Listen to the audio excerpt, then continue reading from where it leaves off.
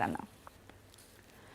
Canada, Cyprus आणि Croatia या 3 देशांचा यशस्वी दौरा पूर्ण करून पंतप्रधान नरेंद्र मोदी मायदेशी परतले. आपल्या दौऱ्याच्या शेवटच्या टप्प्यात त्यांनी काल क्रोएशियाच्या पंतप्रधानांसोबत द्विपक्षीय चर्चा केली. युरोप असो वा आशिया, शांततेचे उपाय युद्धभूमीवर शोधता येत नाहीत.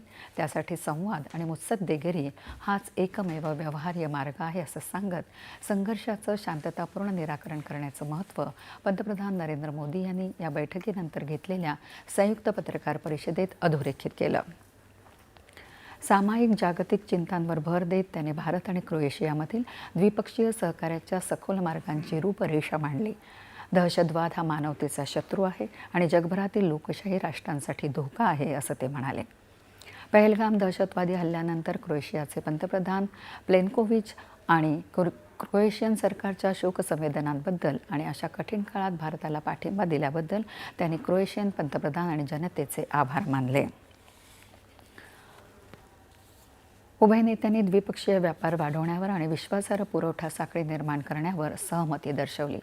दोन्ही देशांनी त्यांच्या शैक्षणिक संस्थांमधील संयुक्त संशोधन आणि सहकार्यावर भर दिला. भारत क्रोएशियासोबत आपला अंतराळ अनुभव सामायिक करेल असं ते म्हणाले. क्रोएशियामध्ये योगाभ्यासाची व्यापक लोकप्रियता आणि स्थानिक उत्साहाबद्दल कौतुक केलं. 21 जून रोजी होणारा आंतरराष्ट्रीय योग दिन क्रोएशियाचे नागरिक मोठ्या उत्साहात साजरा करतील असा विश्वास त्यांनी व्यक्त केला. या शिष्टमंडळस्तरीय बैठकीला परराष्ट्र व्यवहार मंत्री एस जयशंकरही उपस्थित होते. त्यानंतर दोन्ही नेत्यांच्या उपस्थितीत भारत क्रोएशिया दरम्यान 4 करारांवर स्वाक्षऱ्या करण्यात आल्या.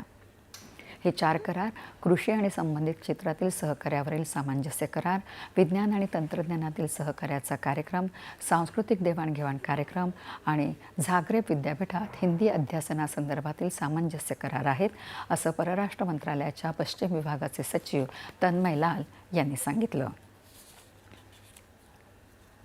जागतिक स्तरावरील सर्वोत्तम विद्यापीठांमध्ये विक्रमी 54 उच्च शिक्षण संस्थांची